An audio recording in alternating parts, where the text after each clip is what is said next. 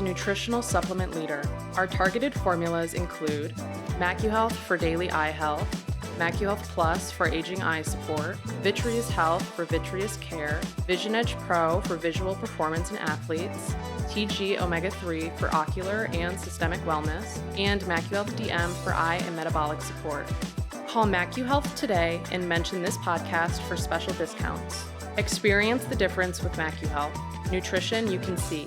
With more screen usage and indoor time, myopia, also known as nearsightedness, is increasing and getting worse in children. Now, certified eye doctors can prescribe MiSight One Day, the first and only FDA-approved soft contact lens to slow myopia progression in age-appropriate children.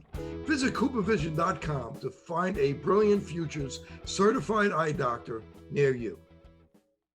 Do your patients know what presbyopia is? There are people who are afraid of the press. Have you talked to your patients about multifocal contact lenses? I've heard the bifocal, but not multifocal. Not multifocal. Do you need help with your multifocal strategy? Learn more at the conclusion of this episode. Hello and welcome to the Dr. Kerry Gelb Open Your Eyes podcast. I'm Dr. Kerry Gelb, host of the documentary Open Your Eyes. If you enjoy our interviews, press like, subscribe, share, and hit the bell for updates on new episodes. Great news! Our full-length documentary is now streaming on Amazon Prime, Apple TV, iTunes, Google Play, and YouTube movies and shows. Visit my new website, wellness1280.com, for all guest links, resources, and past episodes. And I'd like to hear from you. So reach out to me anytime at drkerrygelb@gmail.com. That's drkerrygelb@gmail.com.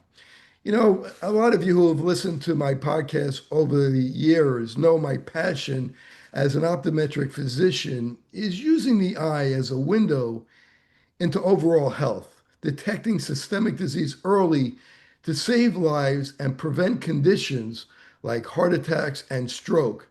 Well, today's guest, Dr. Michael McConnell, MD, shares that vision. A former Stanford professor of cardiovascular medicine, Dr. McConnell has led groundbreaking work in digital health at Google, Verily, and Fitbit, developing FDA-cleared mobile and AI tools, now Chief Health Officer at Toku. He's advancing AI-driven retinal imaging to detect major disease early, right up my alley. He's the author of Fight Heart Disease Like Cancer. Here's a picture of it.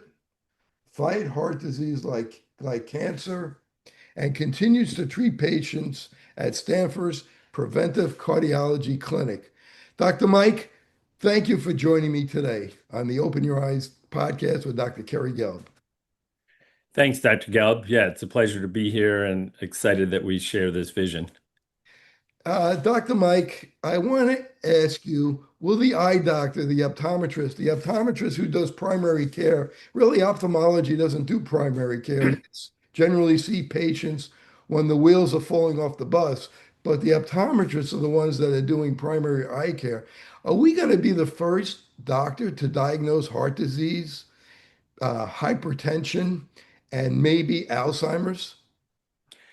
I think you're exactly right. Yeah, I think one of the main things that has driven me to work at Toku and work closely with optometry is that optometry, we think of it as a major untapped front door to healthcare because you guys are often seeing patients that are not seeing their primary care doc, or their primary care doc is busy with whatever symptom you walk in that day.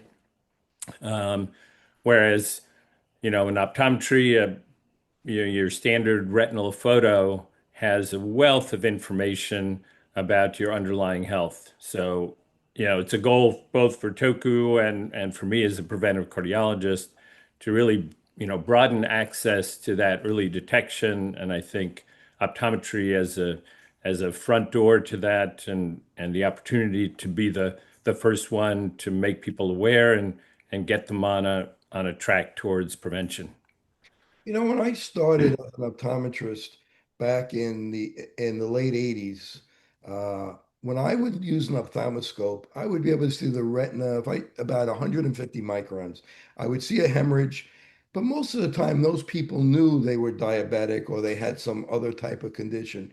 Now I'm looking at the retina at 8 microns, and this technology is going to be able to see it at 1 micron. So now I'm picking up disease way before the patient knows that they're diabetic or they have some kind of vascular disease. I've had patients with crazy vascular diseases that we would be able to that we pick up by using this new technology that we have with retinal imaging. If you could speak to that a little bit. Sure.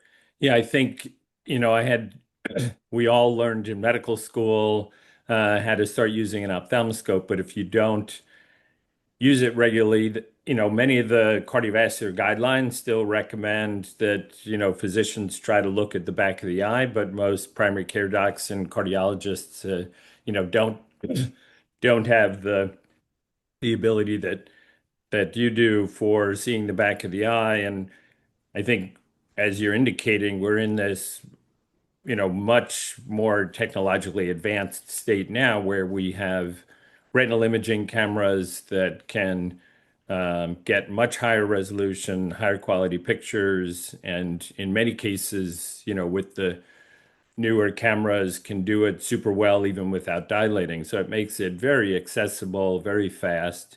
And I think you're hitting on there are probably two aspects to why we can see more and learn more about your health from the newer technology.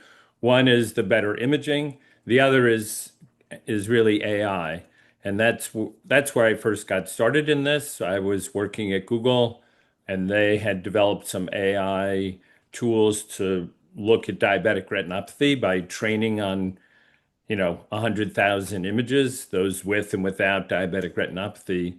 And then, we asked the question, well, if you can pick up that, can we train using this, advanced AI, can we train our algorithms to see, age and sex and blood pressure and glucose levels. And the next thing you know, you have a cardiovascular risk assessment, right? So AI can actually see all the different risk factors that go into your risk score. So we, published that um, a few years ago, and really I've been passionate about how do we take what was a really good research publication, but turn it into a product that we can, put into people's hands. And so at Toku, that product is available in Europe and in the UK.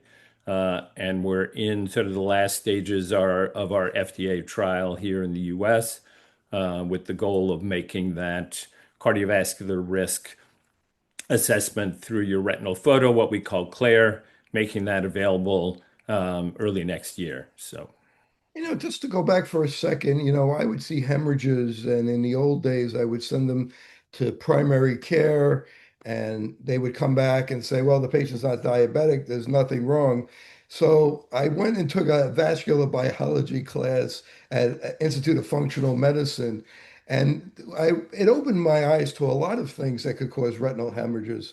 And I know this is a little personal for you, but I had two patients in their, actually three patients in their late 20s who had vein occlusions in the eye, and I sent them out, and they were from very high LP little a. oh, And wow. Yeah. so that's something that I know is near and dear to you. Also, I've had patients with homocysteine and patients with high platelets. So there are other reasons that other than diabetes that could cause hemorrhages that we're starting to see in the eye that we wouldn't have been able to see maybe 15, 20, 30 years ago, these tiny little hemorrhages. But we have a whole vascular workup for these patients. And when we combine AI now to be able to tell what's normal and what's abnormal, because we're looking inside the eye at the blood vessels, and they're about 1/100th of an inch for these little capillaries, where the coronary arteries in the heart are about 1/10 of an inch. So we're looking at the smallest blood vessels in the body. So if they're going to be happening, if they're going to be happening here, eventually they're going to be happening in the heart. So this is an amazing an amazing technology to be able to use AI to tell us if the blood vessels are changing. So let's talk about diabetes a little bit. In your book, you talked about early detection and that in the US, only about 50% of diabetics are going for early detection. But if we could get 90% of the people to go, we could decrease blindness by about 90%. So if you could talk a little bit about that. Sure. Yeah, I think that's where a lot of the AI for retinal imaging got started was the recognition that diabetic retinopathy is a big risk for blindness, and many patients aren't getting their, eyes scanned. They're supposed to get every year. And it, becomes a hurdle of having to make extra appointments and go for a long visit, and there can often be a long wait to get an ophthalmology appointment. So, the big push that Google helped start and that several other companies and Toku has worked on as well is really to make it so right after the picture is taken, AI can analyze it in 30 seconds and tell you, okay, things look good, come back next year, or it looks like you have started to develop diabetic retinopathy. Now's the time to really get it checked, and because it may need some treatment.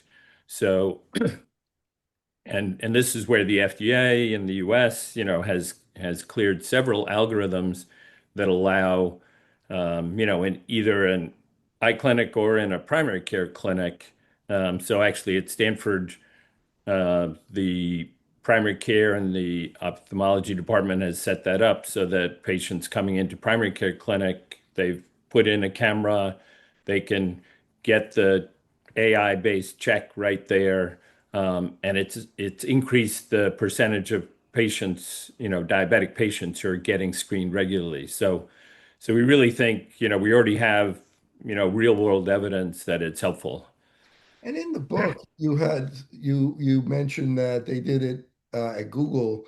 There was an AI algorithm that detected 97% of patients with diabetic eye disease, and this was only detected by general ophthalmologists at 21%. So 21% to 97%, that's a big difference. If you could talk about that study a little bit. Yeah, I think one of the important things with new AI tools is to try to keep studying them and make sure that we test them in different populations. So yeah, several groups have tried to compare how well the AI performs versus eye care specialists. Um, and it's largely found that if the AI compares, because in many ways the AI is trained against retinal specialists who spend almost all their time looking for diabetic retinopathy. So when you train an algorithm against the most expert specialist, then most studies show that then it performs better than sort of your generalist. We see the same thing in on the medical side, where if you train algorithms against the best specialist, it will perform better than a general physician. So I think this whole area, should AI be replacing physicians? I think it it it has an important role as sort of that first rapid step to help identify people. But to ultimately get the right preventive care, it still needs the physician or the eye specialist to help with that. But I think we're, seeing glimpses where the AI as the first line tool can do better, at least at detecting people, so that then they get the right follow-up and right care by the specialists that they need. I mean, we're going to be finding a lot of hemorrhages and a lot of changes, microaneurysms, in relationship to diabetes, and we didn't even start talking about heart disease yet, but in relationship to diabetes, because AI is going to pick it up. But what it's going to do, it's going to make the doctors, the physician, better doctors. It's going to help us to be better, to give patients more better care, because there's been a study that 90 only 7% of the population is metabolically healthy. So that means that 97% of us are not metabolically healthy, and we are at risk for getting these little hemorrhages in the eye. Now, I wanted to ask you about the Thailand study where they looked at 8,000 patients plus AI plus retinal images plus AI. If you could talk a little bit about that and what that found for what that taught us. Um, so you're challenging me a little bit to remember the specifics of that one.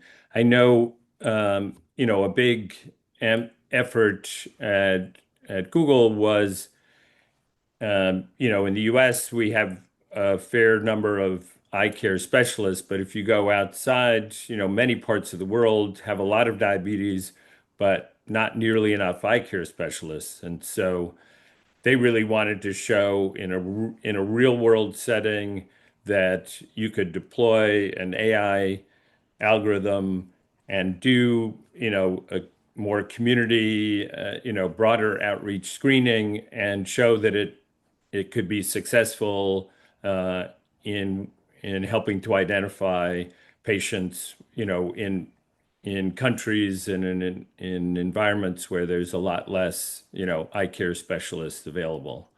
Now, when you use AI, I mean, most of us are neophytes about AI. We use ChatGPT or one of the other ones. How does that work? Do you use OpenAI? Do you use ChatGPT? Do they use Gemini? How does that work? Do you pick one, or I don't understand how that programming works. Sure. Well, I'll probably take a step back because the programs that you're talking about, the ChatGPT from OpenAI or Gemini from Google, um, those are the newest forms of these large language models that allow you to ask almost any question. So they're more what, people are calling an AGI, an artificial general intelligence, right? You can ask a wide range of questions, and it will, search through the sort of all the world's database to help answer it. The AI tools that have been developed for retinal imaging, the ones that are FDA cleared and Toku's products, they're from sort of one generation book prior of how AI was developed, which I always, use the example when people have their photos, their photo albums, and you can ask, Google to show me all the pictures of my dog, right? Um, Basically, what, Google did is they gave hundreds of thousands of images to the computer and said, these are dogs, these are cats, and sort of lets the computer learn. So that's the machine learning. Um, and that's exactly how Toku developed its AI and Google developed its AI for the retina, which is you using the diabetic retinopathy, you give it 50,000 images. These all have diabetic retinopathy, 50,000 images without it. And the computer then learns from those images. So when you give it a new one, it says, oh, this is the diabetic retinopathy match versus this matches a healthy eye. So those tools are really based on sort of learning from lots and lots of very specific examples. Um, what we are seeing now with these more general intelligence capabilities that include Gemini and ChatGPT is, some of those tools have started to become available where you can upload images and, it will try to find, a multitude of things. Those haven't been through sort of any regulatory clearance, and so those have not become, available. But I think that's an area that the FDA is trying to understand and work with companies and healthcare providers, how do we leverage this newer technology? But right, the what you're seeing today is based on we give it lots and lots of images. So Toku, we now have 4.3 million images that are linked to health records. And so that database is what we use to develop our products. Um, and that's how we can have a high degree of accuracy because it's trained on so many images of different health conditions and with the underlying medical records as to which eyes are healthy and which have disease. I think it's amazing that with diabetes plus AI algorithm could detect 97% of patients with diabetic eye disease. Now, I want to move to hypertension. There was a Sure. there was amazing study in your book. It was a study that was done in China of 9,000 patients, and those with narrow arteries in the retina, arterioles, the narrow retinal arterioles, had a 17 times risk of getting high blood pressure or hypertension that needed to be treated in 5 years. So if you could just talk about that, how it's helping us to predict who is going to get hypertension, who is going to be at risk for a stroke. If you could talk about that, starting with hypertension. Sure. Yeah, actually, not surprisingly, as I've been trying to learn more from the eye care world, I've started to go to the regular, optometry, ophthalmology conferences. And so actually the first time I went to it was the ARVO conference, I remember one of the first talks I went to was exactly this presentation where, by making measurements of the changes in those microscopic arteries and veins in the retina, that you could pick up, narrowed arteries or larger veins, or that ratio between the artery and vein was an early indicator, right, of who was starting to develop the underlying blood vessel diseases that would lead to hypertension.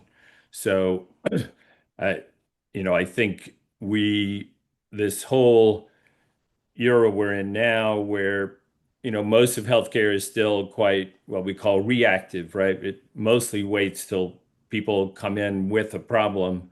We're very much trying to make healthcare more proactive, where we can pick up early changes because that's when, things are most reversible or most preventable.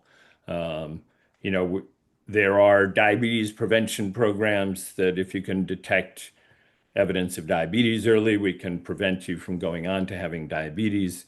Many of the same heart healthy things you do to help prevent diabetes progression can help prevent hypertension progression. So that's why opportunities to detect who's at risk for developing hypertension, through eye imaging. So that is we actually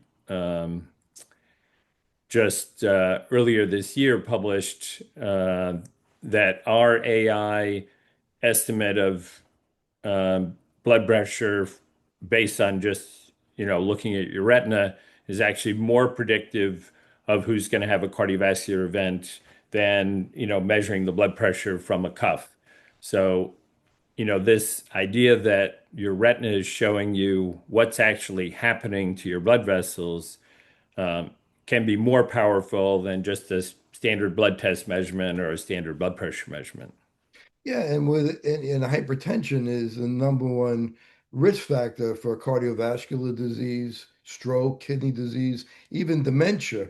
So be able to see early signs in the retina, such as the arteries getting narrow, the walls getting a little thicker. We call it increased reflex. In the old days, we used to call it copper or silver wiring, little blood spots, cotton wool spots, these little strokes, microinfarcts, we call them, a little strokes in the eye, little microaneurysms. So these are things that we would see in the eye. And I thought something in your book was also amazing. You talked about the China study and that we could predict who's 17 times greater risk by looking in the eye, using the retinal photos and AI to see who's going to need treatment for high blood pressure. But even something else, you recommended that pregnant women get imaged in the eye. Talk about why pregnant women should get imaged and preeclampsia. Sure. So, right, you mentioned the medical term preeclampsia. Sort of the broader is there are one of the main risks for women in pregnancy and for their child is developing hypertension during pregnancy. Sort of the most extreme is preeclampsia, where they also get a lot of fluid accumulation. And there have been now quite a number of studies that show that tracking what's going on in the blood vessels in the retina, that there's a difference between those who are having a healthy pregnancy and those who are developing hypertension or preeclampsia during pregnancy. Normally, in pregnancy, your blood vessels dilate, and in women who have gone on to develop hypertension and preeclampsia during pregnancy, the normal, widening and sort of dilation of the healthy dilation of the blood vessels doesn't occur as much. So I think it is an area that, again, there are a lot of great research papers. I think it's incumbent on, companies like Toku and others. How do we turn that into a product? Present the data to the FDA so we can have an FDA cleared product that people have confidence in. But right, there is a lot of interest in doing more retinal imaging during pregnancy because even, there's more likely to rapidly progress of either hypertensive retinopathy changes or even diabetic retinopathy changes.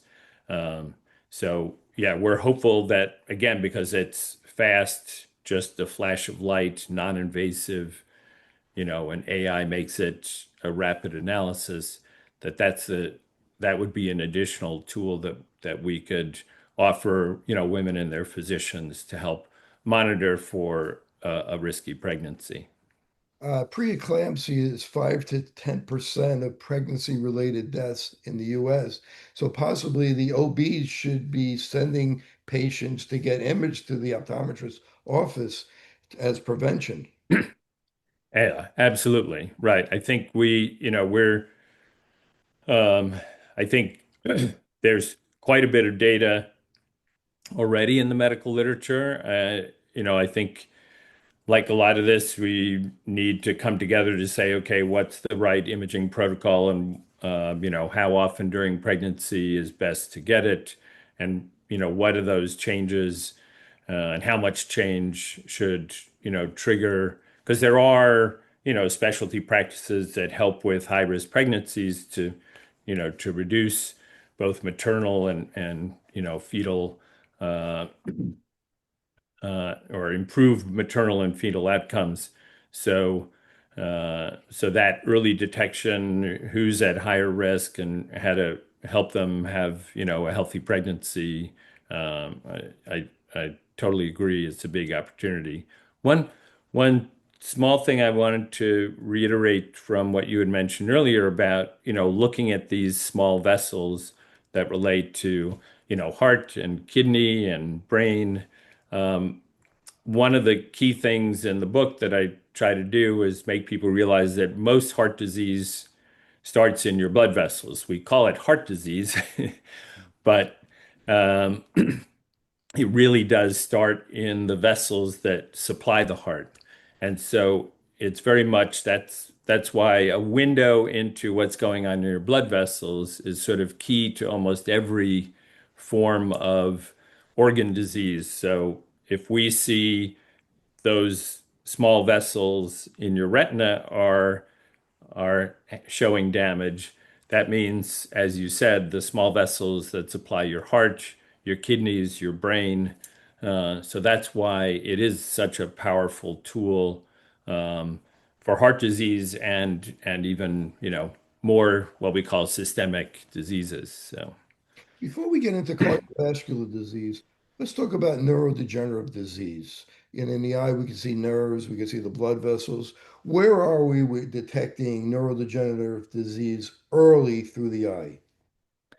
So, um, there are quite a number of well-researched studies that show retinal changes, particularly those vascular changes, can indicate who's likely to have a decrease in cognitive function.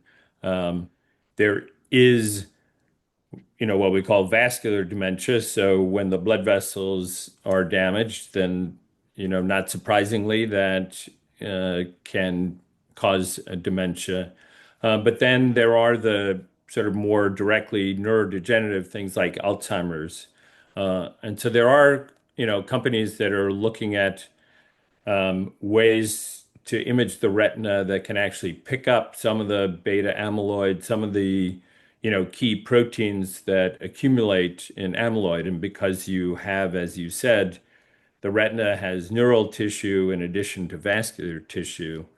So it's really remarkable that, the two big causes of dementia, the sort of vascular disease side and the neurodegenerative side, the retina is a place where you have transparent visibility to both neural tissue and vascular tissue. So that's why, there's a lot of research uh, and several products that I think are still in an FDA process, but lots of opportunities so that when you get a retinal image, that there's a lot we can learn from it. We routinely use OCT, ocular coherence tomography, to look at the retina, and it gives us it slices the retina up for us almost like a biopsy. And when we see, there's studies to show when the choroid part of the retina is thinner or the nerve fiber layer is thinner, it's an indication of possible neurodegenerative disease. So using that might help us to get to Alzheimer's quicker or Parkinson's quicker. The problem is there's also like glaucoma has the same type of situation. So there's going to be how are we going to tease that out, or is glaucoma really part of neurodegenerative disease? And that's something that the researchers are working on. But I'm going to take you back to cardiovascular disease. That's your specialty. As a cardiologist, I'm so fascinated by using the eye to help diagnose cardiovascular disease and save lives. We know if the arterioles are getting constricted and the venules are getting bigger, which are little arteries in the veins in the eye, and the capillaries are showing microaneurysms, that these could be signs of early cardiovascular disease. And Scott Solomon, who you talked about his study in the book, his 10,000 patients, 15 years. If you want to talk a little bit about and how the retinal imaging that he found was more predictive of cardiovascular disease than the atherosclerotic cardiovascular disease score. And that this predictor was especially powerful in females. But if you could talk a little bit about that. Sure. Yeah. Scott Salmon, we worked together mostly when I was a fellow at Brigham and Women's Hospital in cardiology, as part of one of the Harvard teaching hospitals. So Scott went on to run a lot of large imaging trials in cardiovascular disease, um, and helped spearhead a study where they had as you said, 15 years of longitudinal data where they could look at cardiovascular outcomes like heart attacks and heart failure. But they had retinal images that were done early in the study so they could see how predictive these factors were. Of course, this was analyzed sort of before AI. So the main methodology available was measuring that artery size, artery vein ratio. And that's where having that information, was strongly predictive of having heart attacks or heart failure many years later. And as you said, it was particularly, powerful in women who were in the study. So I think that was, part of the inspiration for if we can, rather than having to make all those manual measurements, if we can train AI um, to basically, give us that information. This retina has changes that are indicating, higher degree of risk of heart attacks and strokes down the road. That would tell us, this is a good time to initiate preventive therapy to help prevent those heart attacks and strokes from ever occurring.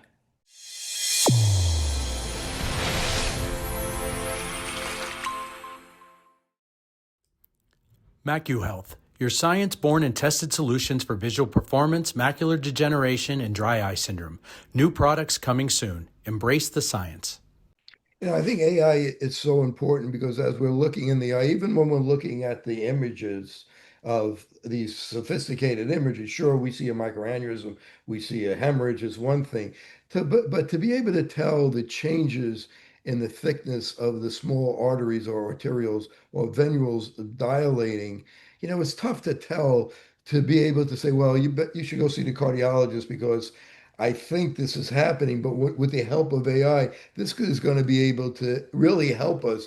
And Solomon found that patients who were with heart attacks and strokes that were at risk for death had these constricted retinal arterioles and these dilated venules. And I just find that to be absolutely fascinating because very soon we're going to be saving lives at the eye doctor's office.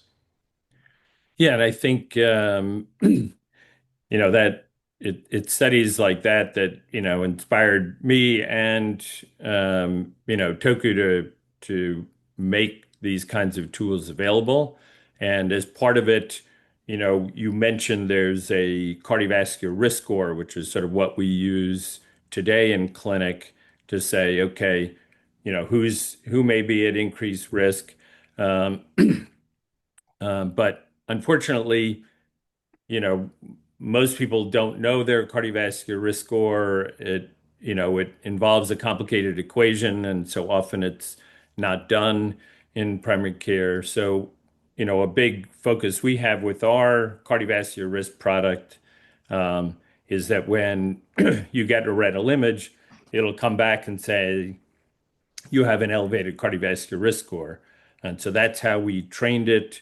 It's really designed to match the American Heart Association guidelines that if you're above a certain risk score, then that's when the guidelines would say this is a time you should have a thorough evaluation of all those risk factors like LP little a. And in appropriate patients, this may be the time that, you'll do better with the lower cholesterol and, how to help people achieve that. Um, You know, uh, coronary artery calcium score, that test, because I want to go into that with the retinal photos with the yeah. retina calc score. But first, explain what the coronary artery calcium score. I feel it's something that's very underutilized, but something that's very powerful. I know in New Jersey, because I'm part-time in Florida, part-time in New Jersey. In New Jersey, it's $99, which is a minimal amount.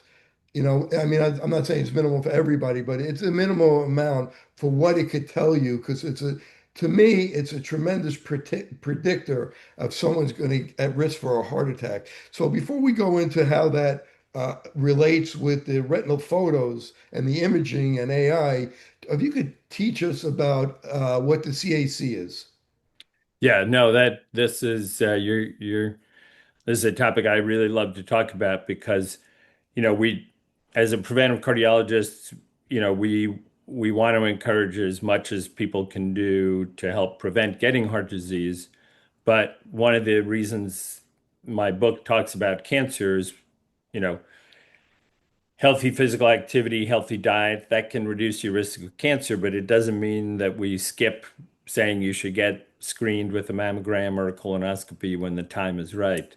So in the Heart Association guidelines, what is there is, as we get older, most of us will start to develop these plaque buildup in the heart arteries. That's sort of the underlying cause of heart disease. So in those small vessels that supply our heart, we have these growths. They're called atheroma. It sounds like a tumor growing, and it has some biologic similarities to, tumors growing inside your heart. Um, and a coronary calcium scan, we basically view as sort of the mammogram for the heart. It can pick up sort of micro calcifications that's happening inside the growths inside your heart arteries, just like a mammogram will pick up little areas of calcification in a breast tumor. Um, and it's literally a 5-minute scan. There's no dye. It's relatively low radiation done with a CAT scan. So, and as you said, many hospitals offer it at sort of between $100 and $200.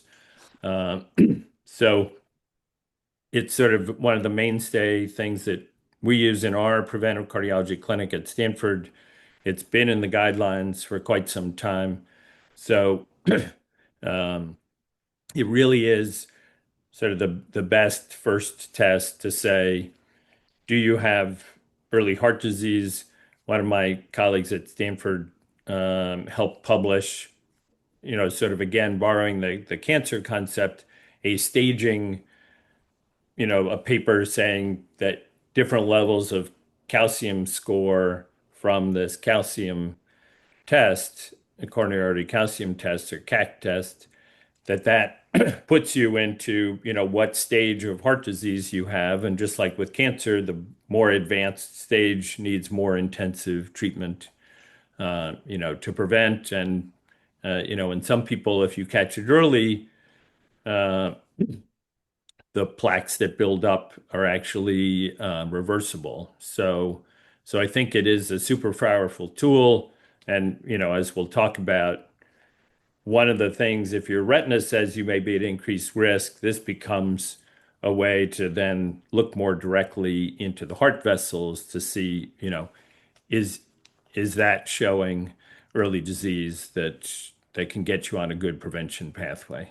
So my understanding, and correct me if I'm wrong, is they went back in time and they looked at retinal images and they compared them to people who also had calcium scores, the CAC score, and then Yes. you were able to correlate the retina with the calcium score. And they actually felt that the retina images could be powerful and maybe a more powerful of the calcium score. So if you could elaborate on that. Sure. Yeah, this was developed by other colleagues and another company that's been developing AI tools um, for analyzing retinal images. Um, but right, there are a number of studies and databases where they had retinal images and coronary calcium scores.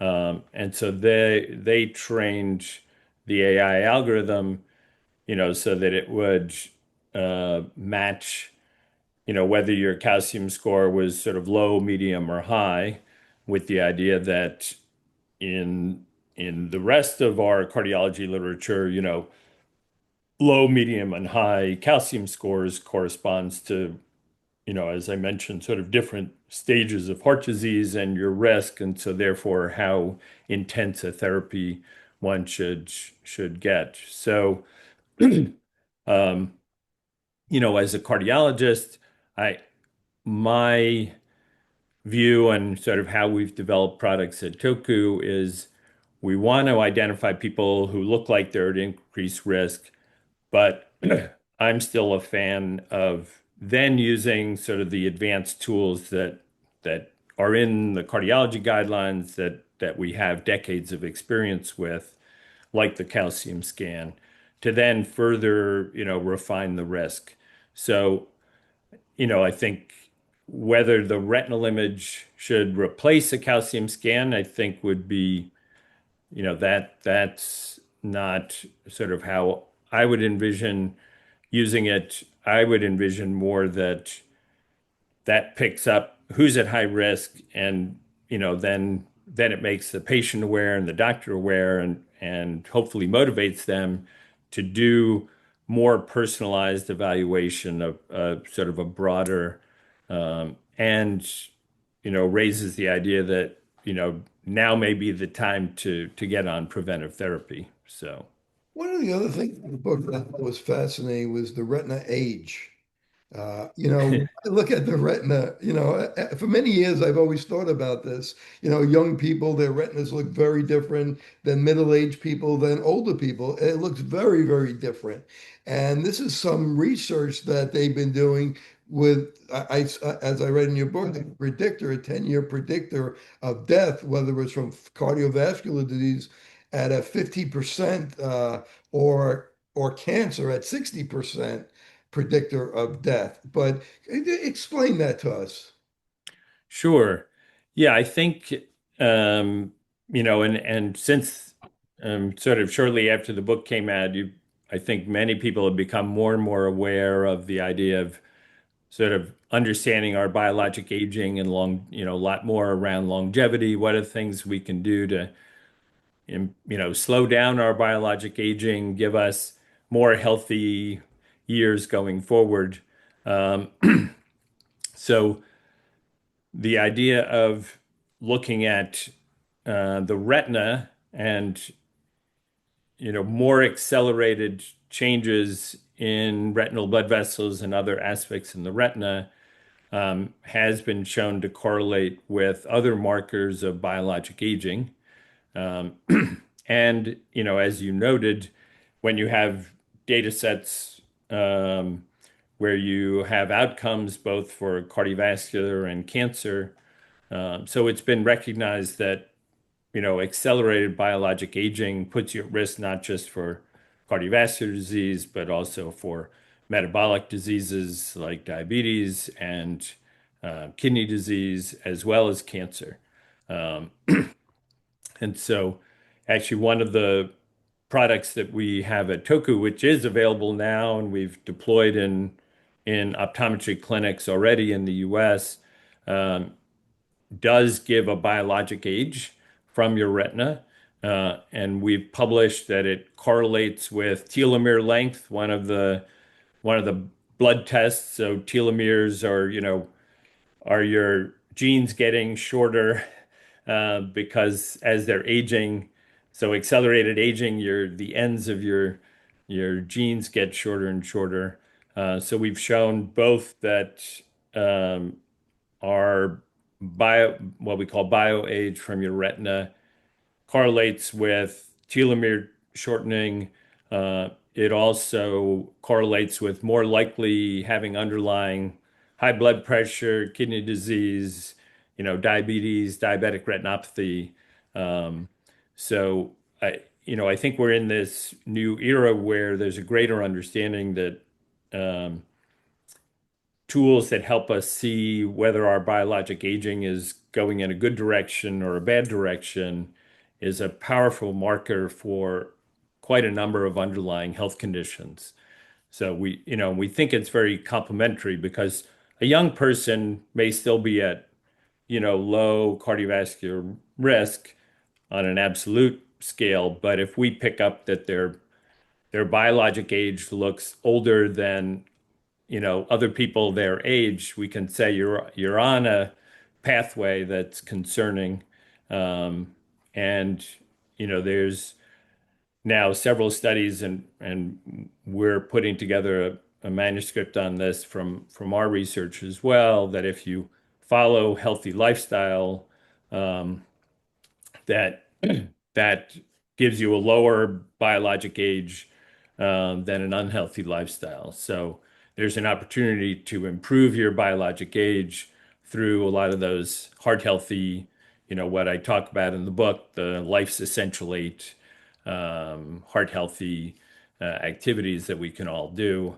So yeah, I think we think it's powerful to provide people both how are they doing relative to their peers? Are they aging more rapidly or slowly? And, giving you tools to help improve that, as well as, having the FDA cleared, okay, you're at increased cardiovascular risk or kidney disease risk. So having disease flags, but also having, how is your health doing every year as you're trying to stay healthy. So, You know, one of the earliest signs of vascular disease, whether it's in the eye, cardiovascular disease, is endothelial dysfunction. hmm, And I'm passionate about finding this early and maybe testing for it. And I don't know if you ever heard of, I'm sure you have, the EndoPad or now the new Vendus instrument.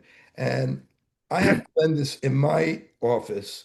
And that would be something that would be, if I find signs of in the eye of endothelial dysfunction. Uh, the end, and I'll let you explain what endothelial dysfunction is, and sure. I'll continue with my thought for a minute. Yeah, so the endothelium is the inner lining of our blood vessels, and that's where um, that's the main part that helps control whether our blood vessels constrict or dilate. Um, So there was a Nobel Prize awarded for, the discovery that there's a chemical, nitric oxide, that, is in the endothelium that when it's released, it tells the muscle of the blood vessel to relax, and so it dilates um, or constrict. And so one of the earliest indicators of blood vessel disease is that endothelium doesn't function very well.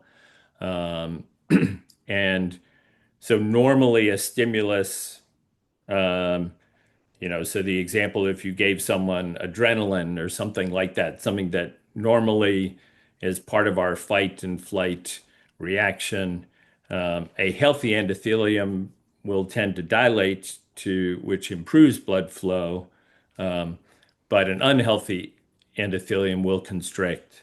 Um, and in severe cases, that's why, people can get spasm in their heart arteries when they get stressed because the endothelium constricts instead of dilates.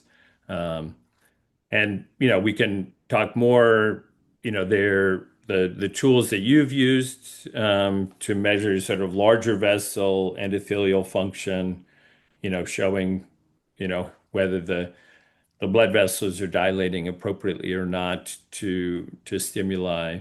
But yeah, one of the things I studied endothelial function back when I was a cardiology fellow. One of the things I was excited to learn when I started looking at the eye and changes in the blood vessels of the eye is that there are research groups that have found you can measure endothelial function from the retina.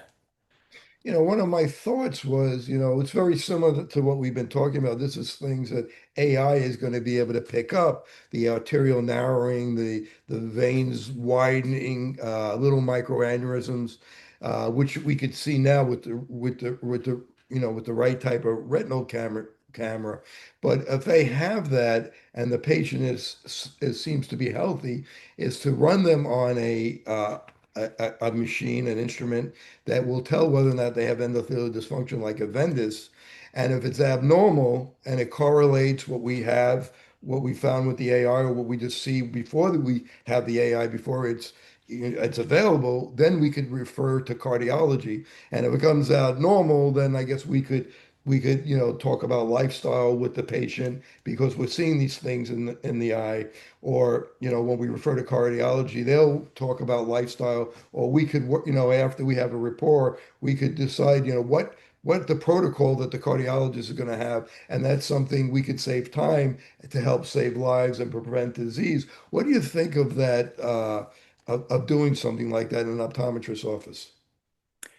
Yeah, I think as you've indicated, endothelial function is really one of those first changes that start indicating that your blood vessels aren't, fully healthy. And it can both, it develops often before you start seeing some of the structural changes. So, being able to see and measure that endothelial function is abnormal, would certainly make you want to look more carefully. Are you also seeing some of the structural changes like, the narrowed arteries, the thickened walls, the, copper silver wiring that you mentioned? Those are certainly more indicators that the blood vessels are getting some damage. It becomes an interesting question too of uh, you know, trying to integrate measuring endothelial function from the retinal vessels. Um, the the stimulus there that's been studied the most is light, which is not surprising, right? If you put more light to the eye, it would normally dilate the blood vessels to supply the retina with more blood. And so there is this flicker test where you do a, light flickering and look at how much that's causing the eye vessels to dilate. Um, that's not yet become part of a standard eye exam, but research has indicated that people at increased heart health risk will have abnormal retinal vasodilation, and if you put them on certain prevention programs, that will get better. So it becomes a very direct way of looking at both developing risk and responding to treatment.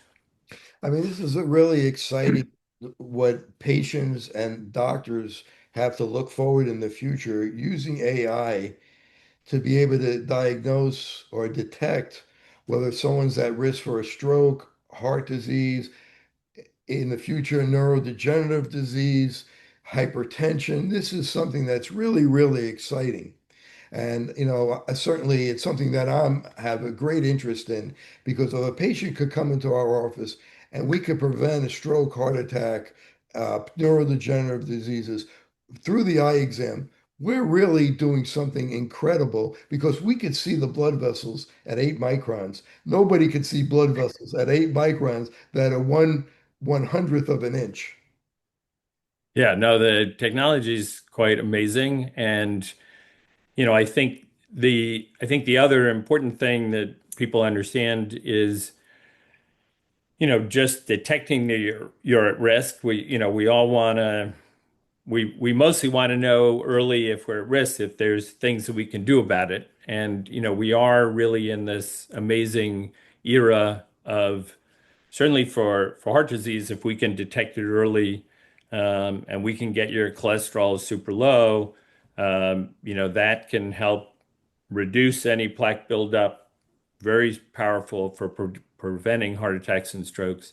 But we're also seeing this for kidney disease and diabetes and heart failure, that we have quite a number of tools to, stop progression of disease or even reverse disease.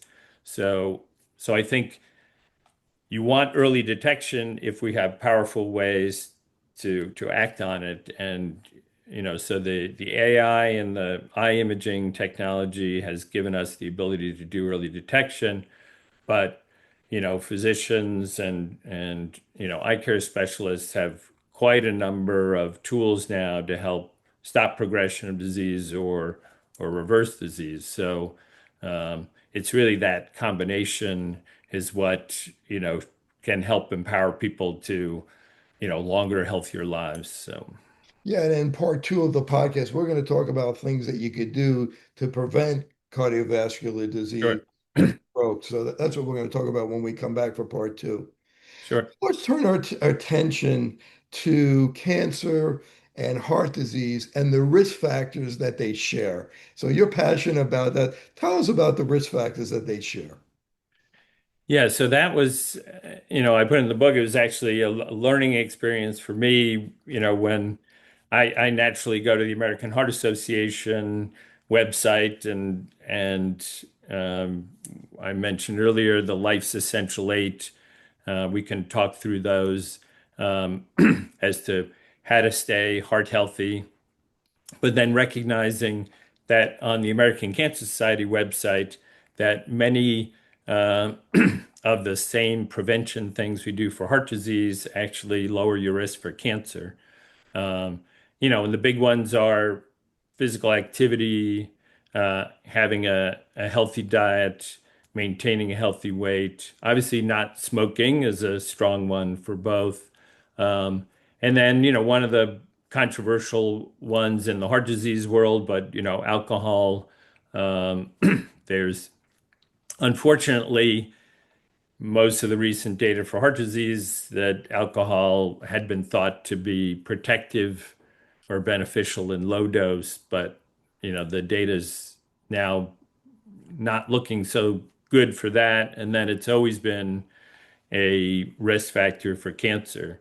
So yeah, so there's quite an overlap of um, of risk factors for both heart disease and cancer. So I try to leverage that to say, people often care or worry more about cancer. So I tell them, well, if you're doing good, healthy things for your heart, that'll also lower your risk for cancer. So you get the double benefit.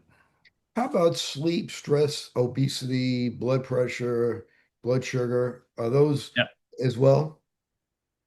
So in the Life's Essential Eight that the Heart Association talks about, um, so those eight are regular physical activity, the healthy diet, maintaining a healthy weight, not smoking. They added sleep a couple of years ago. So, getting that 7 to 8 hours sleep. And so those are sort of the five things that we think of more lifestyle changes. And then the sort of big measurement factors are having a healthy cholesterol, low blood sugar, and low blood pressure, right? So those sort of what I call in the book the big three drivers of cardiovascular disease: blood pressure, blood sugar, blood cholesterol. Um, those are part of life's essential eight. And the Um, epidemiology of heart disease, 18 million, it kills 18 million worldwide dead, almost 700,000 in the US. And as we talked about in the first part, only 7% of the population is metabolically healthy. So almost everybody's at risk for heart disease, right? Yeah, I mean that's I've told people for a while as a preventive cardiologist, I feel like everybody's my patient because such a low percentage. Um, I was actually just looking at the data yesterday um, uh, around Life's Essential Eight, and one of my colleagues out of Northwestern, who's actually now going to take over being sort of the main investigator for the Framingham Heart Study. Um, he had published around Life's Essential Eight, and unfortunately, as you said, it's a low percentage of the U.S. population that performs well across all those eight.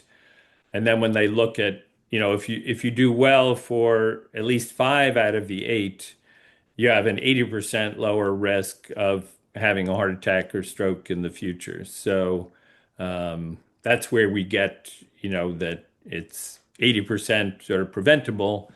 But that means, getting good scores on at least five out of those eight factors, which, I recognize is challenging for many people. And some people have, underlying genetic risk factors. Um, I talk about, my wife's strong family history, which is carried down to her. I talked about high lipoprotein little a and on my side of the family. So that's why we strongly encourage all the prevention things you can do. But for most everybody, there is a time where it's good to get screened and see, just like if you want to see are all those numbers affecting your blood vessels? That's why looking in the retina can be helpful, or looking at a, calcium scan, um, because I can't see through you into your heart to tell you, are your numbers and your genes, et cetera, adding up to damage to your blood vessels or not? And so let's look for the damage directly. So that's why, you know, imaging blood vessels is a very powerful tool. Since 1950, the incidence of cardiovascular disease has really skyrocketed. What do you think the main reasons are? You kind of alluded to it already.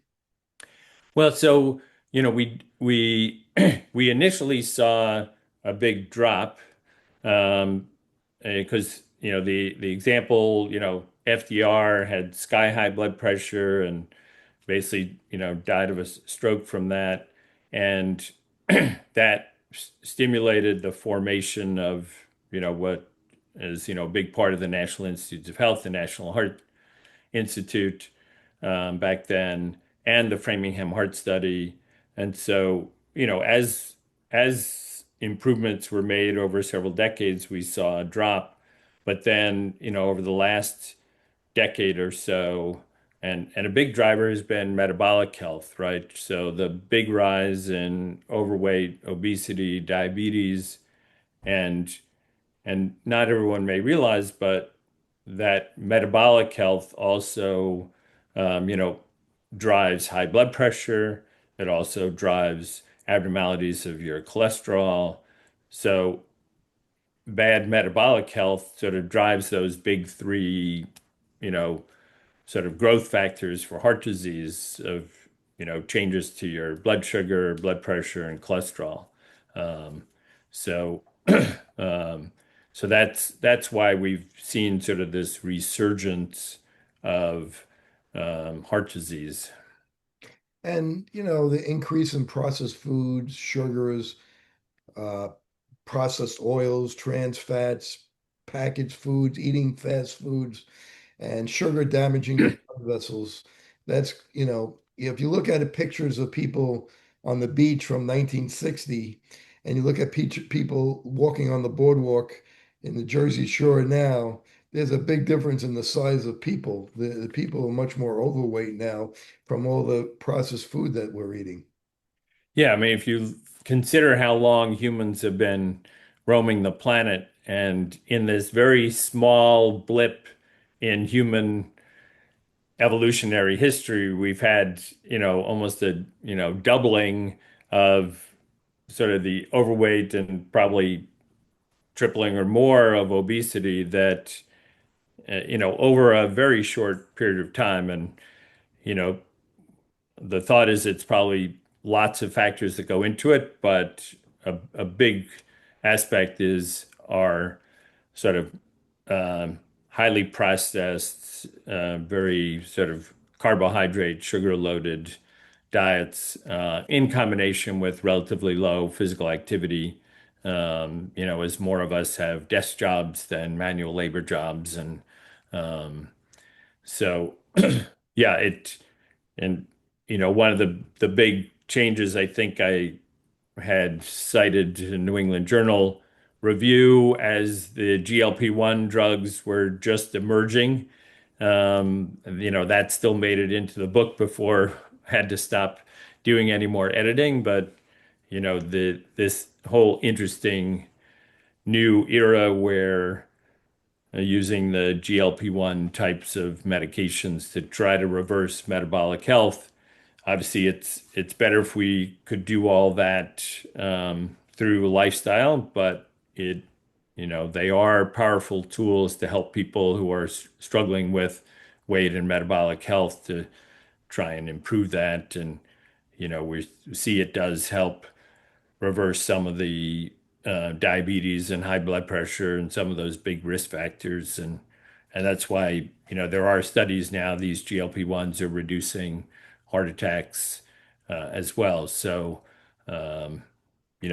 it's still ideal if we can do it through sort of that primary prevention, but GLP-1s are one of the new tools that we have for people who develop risk to try and reverse it. The GLP-1s, the Wegovy's, Ozempic, Hero type drug. Now, is there any evidence that the GLP-1 drugs also reverse plaque or have plaque stabilization within the blood vessels? I haven't seen that specifically. So yeah, it's a good good thing to, it's a good question that I should look at a bit more. There, as I indicated, there, was a very large study where they followed people long enough to look for, reducing heart attacks. And that study, was demonstrated. So that indicates, it's likely doing something beneficial to the underlying atherosclerosis or plaque buildup in the heart arteries. But yeah, that one I'd need to look into a little bit more. But we're seeing the ultimate benefit of fewer heart attacks, what the underlying mechanisms, we know since it helps with reducing weight and typically reducing blood sugar and reducing blood pressure, that those could be other factors as to why patients have less heart disease on these medications.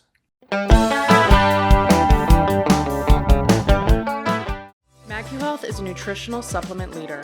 Our targeted formulas include MacuHealth for daily eye health, MacuHealth Plus for aging eye support, Vitreous Health for vitreous care, Vision Edge Pro for visual performance in athletes, TG Omega-3 for ocular and systemic wellness, and MacuHealth DM for eye and metabolic support.